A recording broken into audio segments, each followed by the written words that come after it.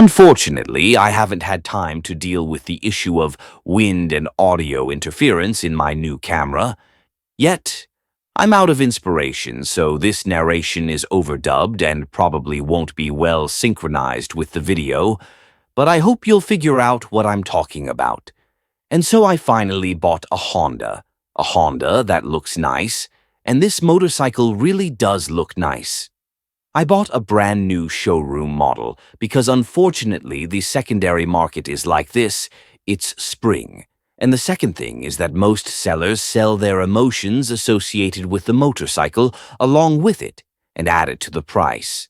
So it's better to go to the showroom and buy a new one. There are already a few modifications made here, and some are still on their way from the Far East. For now, I have a deflector installed here, quite high at 15 centimeters. But all in all, the windscreen is smaller than in the Benelli anyway, but I'll talk about the Benelli in a moment. A mudguard extension is mandatory in this Honda because, unfortunately, the oil filter is exposed to stones from under the wheels. Such covers for shock absorbers at the back and front, I hope that it will fulfill its function and will not scratch my surface. Handguards, which I am very pleased with. I bought these for the Honda NC750 model, but they fit perfectly to my NX500 model. Of course, also purchased in a country from the Far East. This Honda is very good in terms of power, even too good for me. The ride comfort is very high, the suspension is not adjustable, but is well tuned for both asphalt and light off-road.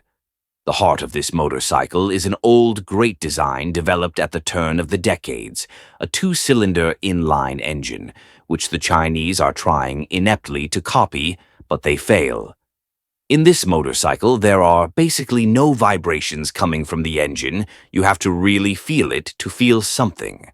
I have watched many domestic and foreign reviews of Chinese motorcycles, Koei, QJ Motor, CF Moto, Benelli, Zontes, and the like.